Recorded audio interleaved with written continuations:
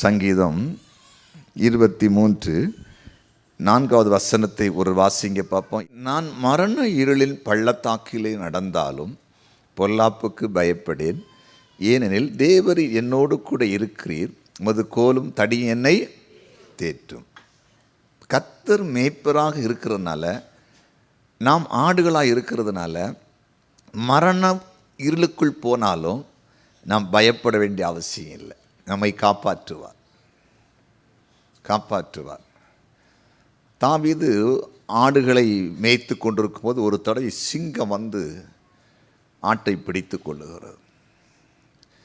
உடனே தாவீது பின்னாக போய் ஓடி துரத்தி பிடிச்சு சிங்கத்தின் தாடியை பிடிச்சு அடித்து அந்த ஆட்டை விடுவித்து கொண்டு வந்தார். பார்த்தீங்களா, உத்தரவாதம் உள்ள ஒரு மேய்ப்பன்.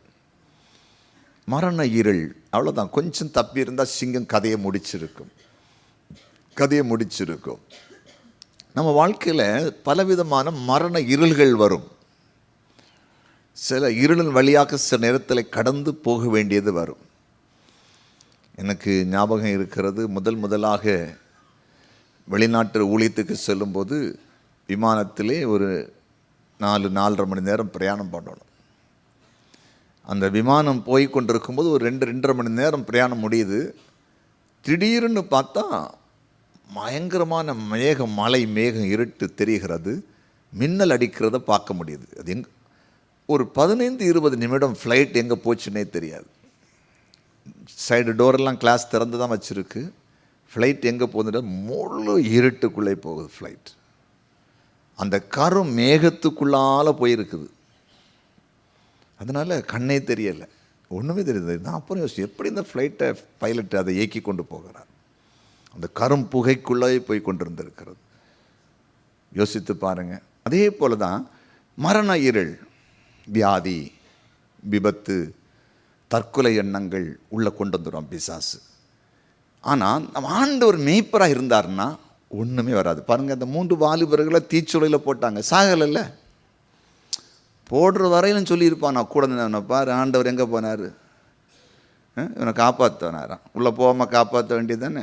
உள்ளே போட்ட பிறகு வெளியே வந்தாங்கல்ல, அது மரண இருள் தானே. தீக்குள்ளே தூக்கி போட்டாச்சு.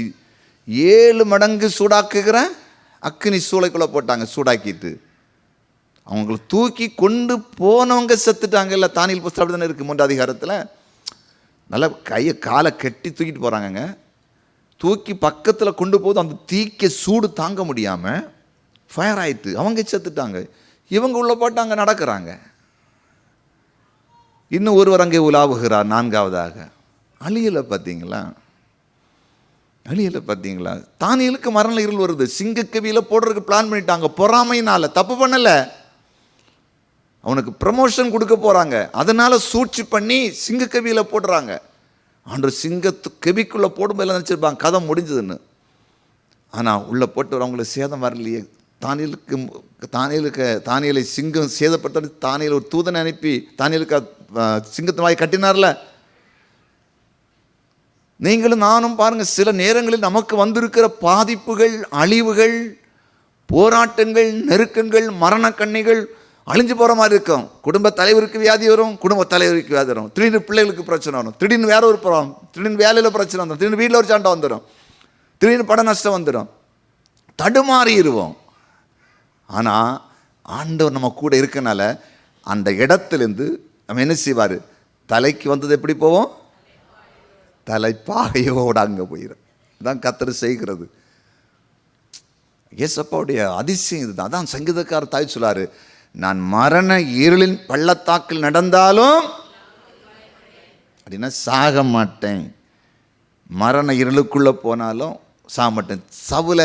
தாவீதை சவுல் எத்தனை தடவை கொல்ல பார்த்தாரு? எத்தனை தடவை? பல தடவை கொல்ல முயற்சி பண்ணார்.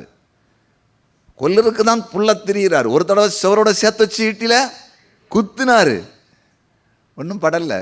தாவீது கொஞ்சம் திரும்பிட்டார், ஒன்றுமே ஆகலை. அப்சலோம் தாவீதை கொலை செய்வதற்கு அவன் முயற்சி பண்ணுகிறான்.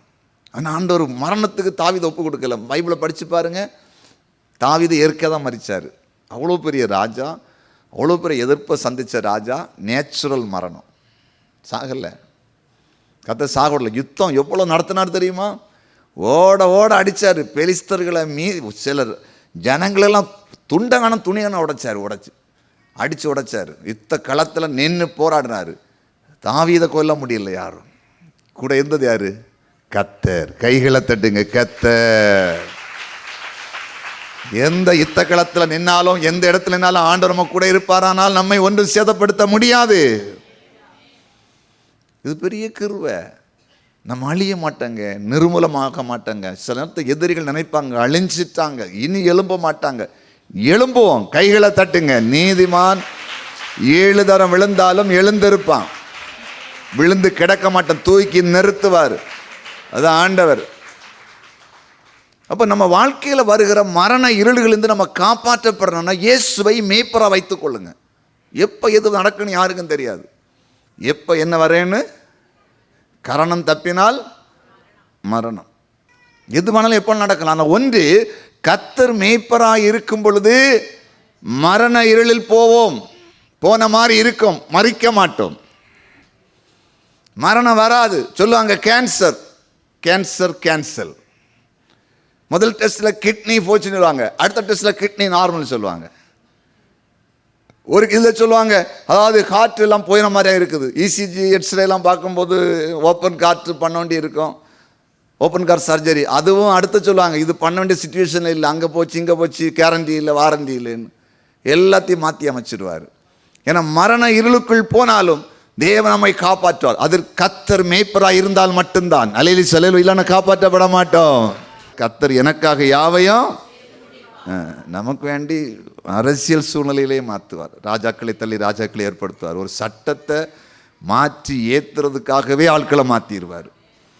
ஆமானை தூக்கி தூர போட்டுட்டு அந்த இடத்துல மொர்தெகாயை உட்கார வச்சு எஸ்தரையும் மேலே கொண்டு வச்சு ராஜா சொல்லியார், நீங்களே எழுதுங்க, மோதிரத்தை தார முத்திரை போடுங்கன்னு சொல்லியார். சீல் ரப்பர் ஸ்டாம்பை தார நீங்களே அடிங்கன்னு சொல்லியார். எழுதி லெட்டர் பாட கொடுத்து அவன் முதல்ல கொலை பண்ணுறதுக்கு எழுதின அந்த அந்த அந்த இது தூக்கி கிழிச்சு போட்டுட்டு இவங்க லெட்டர் பேட இவங்க இஷ்டத்துக்கு எழுதி யூதர்களை கொலை செய்ய நினைச்ச லெட்டரை கிழிச்சு போட்டுட்டு யூதர்களுக்கு விரோதமாக யார் எழுப்பினார்களோ அவர்களை கொலை செய்ய வேண்டும் என்று சட்டத்தை இவங்க எழுதி சீலடிச்சாச்சு. சீலடிச்சுன்னு கொடுத்து அத்தனையும் வெட்டி சாச்சாங்க. ஒரே நாள் காரியம் மாறுதலாகி முடிந்தது. கைகளை தட்டுங்க. இலையில எல்லாம் மாறி போச்சு. தான் வெட்டின குழியிலே தானே விழுந்தார்கள். அதனால் பயப்படாதீங்க. எத்தனை மரண இருள். திடீர்னு சில வீடுகளில் வருகிற சண்டை என்ன நடக்குன்னே தெரியாது. நல்லா இருப்பாங்க, சின்ன வாக்குவாதம், கடைசியில் அந்த நைட்டுக்குள்ளே அல்லி பகலுக்குள்ளே யாராவது ஒரு ஆள் தான் இருக்கணும் அப்படின்னு பிசாசு தூண்டிகிட்டே இருப்பான். பயங்கரமாக என்ன செய்யணும்னு தெரியாது. ஒரு ஆள் ப்ளீஸ் பண்ணாலும் நிற்காது, ஒரு ஆள் காலை பிடிச்சாலும் அது நிற்காது. நான் இருக்க மாட்டேன், நான் இனி இருக்கவே மாட்டேன், நான் செத்தே போவேன், அப்படியே திணறுவாங்க. தேவ கிருபை நம்ம மேலே இருக்கும்போது, தேவன் மேய்ப்பராக இருக்கும்போது அந்த நொடி பொழுதில் அந்த இடத்துல மாற்றி தூரை போடுவார். கைகளை தட்டுங்க. எல்லாம் தூக்கி தூரை போடுவார், எல்லாத்தையும் குப்பையில் தூக்கி போடுவார். ஒரு சில நிமிடத்திற்குள்ள அந்த வீட்டுக்குள்ள ஒரு சந்தோஷத்தை கர்த்தர் கொண்டு வருவார். எழுப்பி நிற்போமா? ஆண்டவரே, நீங்க தான் எனக்கு நீ மேய்ப்பர். மரண இருள் என் வாழ்க்கையில் வரும் பொழுதெல்லாம் நாம் பயப்பட மாட்டோம். உடைய கையில் கோல் இருக்கு, தடி இருக்கு. ஆடுகளை தாக்குவதற்கு சிங்கம் புலி வந்தா மேய்ப்பன் இருந்தால் கண்டிப்பாக விட மாட்டான்.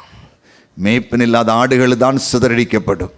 தேவ பிள்ளைகள், இன்றைக்கு சில வேளையில் நீங்கள் மரண இருளில் பள்ளத்தாக்கில் போய் கொண்டிருக்கிறீர்களோ, மரண இருளில் போய் கொண்டிருக்கிறீர்களோ, வாழ முடியாதென்று நினைத்து கொண்டிருக்கிறீர்களோ, வாழ்க்கை அழிந்து போய்விடும் என்று நினைத்து கொண்டிருக்கிறீர்களோ, வீட்டில் கணவன் மனைவிக்குள்ளே பிரச்சனையா, பிள்ளைகளுக்கு உங்களுக்கும் போராட்டமா, அண்ணன் தம்பி பிரச்சனையா, அக்கா தங்கச்சி பிரச்சனையா, பக்கத்து வீடுக்கு உங்களுக்கும் பிரச்சனையா, குடும்பத்திலே பண கஷ்டமா, பிள்ளைகள் அவமானத்துக்கு நேராய் குடும்பத்தை கொண்டு போய் கொண்டிருக்கிறாங்களா, பண நஷ்டம் வந்து விட்டதோ, பிசினஸில் ஏதாவது நஷ்டப்பட்டு விட்டீர்களோ, இழந்து போய் விட்டீர்களோ, அல்லது திடீரென்று வந்திருக்கிற வியாதி கொடிய நோய் என்று டாக்டர்கள் சொல்லிவிட்டார்களோ, இது கேன்சராக இருக்கலாம், கிட்னி பாதிக்கப்பட்டிருக்கலாம், தொண்டையிலே கட்டி இருக்கலாம், மூளையிலே கட்டி இருக்கலாம், இப்படி உணவு குழாயிலே பிரச்சனை இருக்கலாம், அல்லது லிவர் பாதிக்கப்பட்டிருக்கலாம் அப்படின்னு சொல்லி இருக்கிறார்களோ, எல்லாவற்றையும் மாற்றி மரண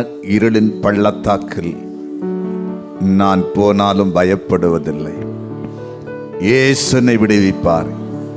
அவர் மேய்ப்பன். இப்பொழுது மரண கட்டுகளுக்குள் யாராவது இருக்கிறீர்களோ, மரண பயத்தோடு இந்த ஆராதனையிலே பங்கு பெற்றிருக்கிறீர்களோ, வாழ முடியாது, என்ன வாழ விட மாட்டாங்க, மரணம்தான் முடிவென்று வந்திருக்கிறீர்களோ, இந்த வியாதி என்னை மரணத்துக்குள்ளே கொண்டு போய் விடுமோ, என் பிள்ளையை இந்த வியாதி மரணத்துக்குள்ளே கொண்டு போய் விடுமோ என்று பயந்து வந்திருக்கிறீர்களோ, இப்பொழுது மரண கண்ணிகளை கர்த்தர் மாற்றுகிறார். மரண இருளின் பொல்லாப்பு விலகுகிறது. கைகளை தட்டி எல்லாரும் கர்த்தரை துதிங்க. பொல்லாத சாத்தானே, நீ வைத்திருக்கிற மரண கட்டை இப்போது கர்த்தருடைய ஊழியக்காரன் உடைத்து ஜெபிக்கிறேன். என் ஆண்டவர் இந்த ஜனங்கள் மேல, இவங்க குடும்பத்தில் மேய்ப்பராய் வந்து விட்டார். பிசாசே விலகு. நீ குடும்பத்தின் மரணம் இல்லை, விபத்து இல்லை, கொடிய வியாதி இல்லை. வியாதி இருக்குமானால் இப்போது வியாதி சுகம் அடைவதாக. அற்புத சுகம் அளிக்கிற வல்லமை இப்போது இறங்குவதாக. தற்கொலையின் எண்ணங்கள் விலகுவதாக. கொலை மிரட்டல்கள் விலகுவதாக. கொடிய நோய்கள் மறைவதாக. கொடிய நோய்கள் மறைவதாக. இயேசுவின் நாமத்தில் மறைவதாக. கேன்சர் மறைந்து போவதாக. பாதிக்கப்பட்ட கிட்னி சுகம் அடைவதாக. பாதிக்கப்பட்ட இருதயம் செயல்படுவதாக. பாதிக்கப்பட்ட பித்தப்பை செயல்படுவதாக. பாதிக்கப்பட்ட ஆண்டவரே நுரையீரல் செயல்படுவதாக.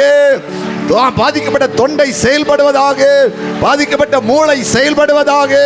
ஒவ்வொரு உறுப்புகளும் இயேசுவின் நாமத்தில் செயல்படுவதாக. பொல்லாத நோய்கள் வெளியேறட்டும் இயேசுவின் நாமத்தினாலே. நீர் அப்படி செய்து விட்டீர்கள்.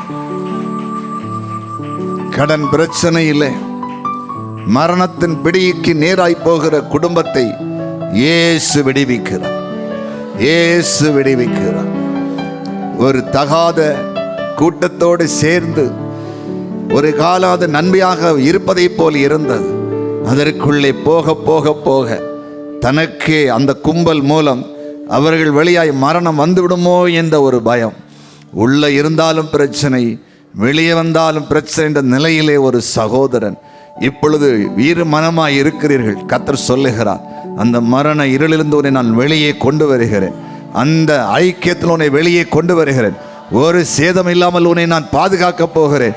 என்னை நம்பு, என்னிடத்தில் வந்துவிடு, நான் உன்னை நடத்துவேன் என்று கர்த்தர் சொல்லுகிறார். எல்லாரும் கைகளை தட்டி கர்த்தருக்கு நன்றி செலுத்துங்க. ஐயோ, மருத்துவர்கள் கொடிய நோய் என்று சொல்லிவிட்டார்களே, இனி நான் ஏன் உயிர் வாழ வேண்டும் என்று நினைக்கிற சகோதரியே, கர்த்தர் உன்னை சுகமாக்குகிறார். கர்த்தர் உன்னை சுகமாக்குகிறார். இப்போது வல்லமை இறங்குகிறது. வியாதியை விதைத்த அசுத்த ஆவிகள் இயேசுவின் நாமத்தில் விலகி கொண்டிருக்கிறது.